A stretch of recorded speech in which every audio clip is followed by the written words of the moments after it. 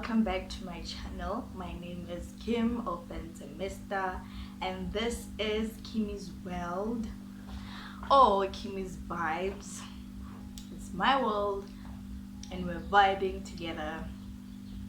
So welcome and welcome back. I know I've been gone for so long, for almost a year now, but guess what? We are back in this new year and we're back with a big bang. So as the title of the video insists, we are going to be reviewing my 2021 and how it went. And in actual fact, my 2021 was a bumpy ride, bumpy ride, but all in all, we are here now in the new year and we are grateful for the experiences that we had. So reviewing my entire 2021, I'm going to break it down into sections. I'm going to be taking my points from my diary so that I stay on track and this video does not take a long time.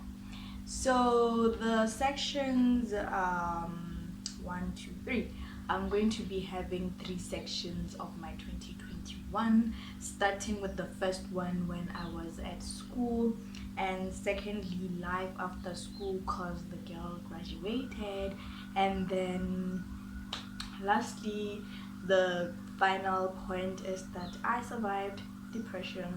Yeah, a whole lot of you guys, me included, have somewhat at some point experienced depression, but I guess it's a part of life and we have to deal with it. So yeah, so when I was still at school, I went to BUST.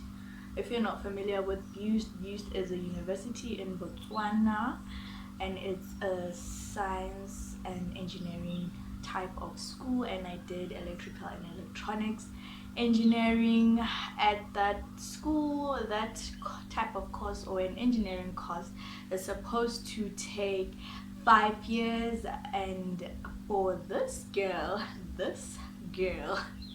instead of her taking 5 years, she took 6 years instead, and this was because of several issues and issues that I don't think are foreign to other people. I feel like it's just a normal thing that happens to everyone at any other university. I took 6 years because I failed some core modules. If I remember correctly, I failed 3 core modules and I had to retake them. I had an option of putting all of them into my final year or taking them into the 6th year. And because the final year is actually, I feel like it's a crucial year because you have to make sure that you pass everything, you pass your project, you do very well. I didn't want to overload myself with a lot of work, therefore hence I decided to just carry them down to the 6th year. So normally when you are doing your 6th year of engineering, you're supposed to go to DTF and ask for an extension of sponsorship, because if you're a Botswana student and you have been given sponsorship to pay for your school fees and everything related to school, then if it happens that you have to get an extra year, you have to ask for an extension to the sponsorship that you were given. So that's what happens normally. But then for my case and the other kids, the other students who were in the same situation as I was, we experienced a very bad situation whereby we were told that we are not going to be sponsored, or our sponsorship is not going to be extended, therefore we have to pay everything for ourselves. And it is quite expensive, and we are so not used to paying things for ourselves, and it was just a bummer for all of us. So we had to ask for our parents for help. We have to look at our savings and all. It was a very stressful time, and I remember I would cry and pray a lot. It was just a big painful and stressful situation, because I even got to a point where I wondered if I would finish school. But we got through the whole entire painful situation, hence we're here and we're done with school now. And then you were not going to be given extension, so which means you were not going to be able to get payment for your tuition, you were not going to get payment for your protective clothing, you were not going to get payment for your accommodation. And accommodation at school was actually perfect, because our school is far and we are so used to staying in school and having all the necessary things: water, electricity, Wi-Fi, and easy access to the classrooms. It was just things that, when I think back, I would say, when everything is being given to you, you tend to take things for granted most of the time. And then when you're in a situation where you have to do everything for yourself, you tend to see what, oh my god, I got allowance, my tuition was paid for in full, I got protective clothing, I got books, I got a luxury accommodation with a bed, with a shower and everything. I got internet that wasn't limited, and yet I took things for granted, and I was like, I'm in a shitty place where the Wi-Fi is shitty, and then once everything is taken all away from you, that's when you realize, well, I was actually living comfortable. But then all in all, through the stress, through the pain, through praying, and through being on the verge of giving up, God made a way, and eventually we were sponsored fully, everything covered by the government, and I was so grateful. I remember I was very grateful, and I just told myself that I will never ever be in a situation whereby I'm so blessed but I take things for granted because of the situation that I was in. And hence I made it a point to myself that I'm going to push and push and push and push and make sure that I pass my modules very well, because I don't want to have an excuse, because after all, everything was being paid for me. What would be my excuse really if it's not me being lazy and not doing my work as I'm supposed to? And it's only one module in the first semester and then 2 modules in the second semester, so the workload was quite manageable compared to what we were used to. We were used to having to deal with 6 whole modules in a semester, and it was a lot of work. So I just made sure that I do very well, and eventually I did quite well, and I passed all of my modules. And not only did I pass those modules, I understood them very well, because some modules that we did, I passed them because I had to, but I didn't really understand much about the modules. But then the ones that I did on my 6th year, I really understood them, and I felt like, oh my god, this is what engineering is about. So yeah, God made a way. We passed our modules, we finished school, and it is what I was always longing for, that I finished school like the other kids. When you are left behind and your peers are moving on, are graduating, are getting work, you tend to feel like, oh, maybe I'm not good enough or whatever. But hey, we finally achieved what we have been longing to, and it felt so good. And then now for the second point, which is life after school. When I got home, I think I stayed home for like a week, just relaxing, doing things that a person at home does. I wasn't stressing about anything. I didn't want stress in my life. I was just wanting to relax and unwind.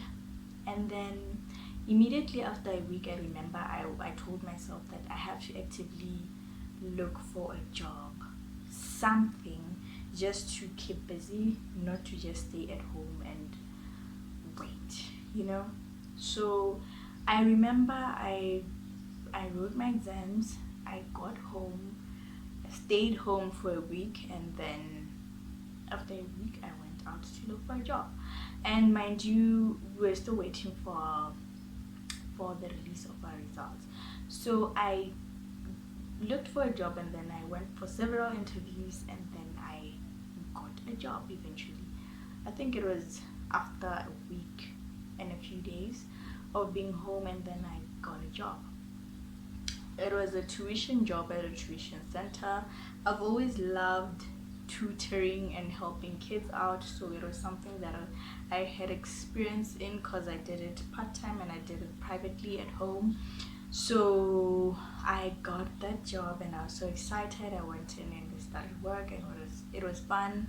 The people that I was working with were such amazing people that even up to today I'm still in touch with them. So it was such an amazing work environment, and I'm grateful to God that I was able to be in that environment. And then that's life after school.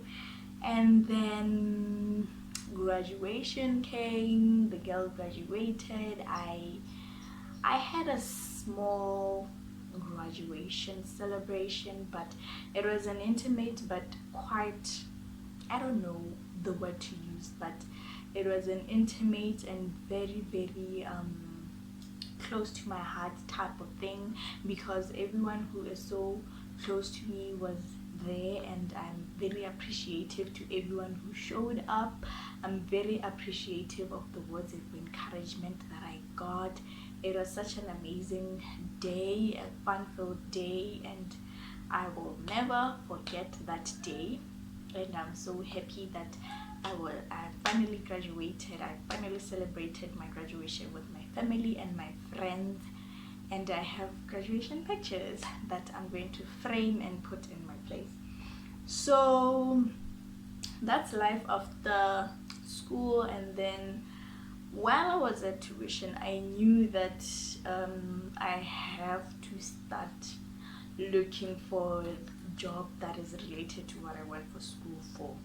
So after graduation, I decided to start looking again for a job along my field, and then I went for several interviews, and eventually I landed an internship, because I feel like after you graduated, that's my opinion, I feel like once you graduated, you need to get into the industry and learn, because you don't only have to learn at school and then you feel like you are ready to take up the world, but you need that hands-on, that exposure to real life situations, and then that's when you feel like you're a fulfilled engineer and you will do better and do more in life. So I landed an internship and I had to move to an entire different city.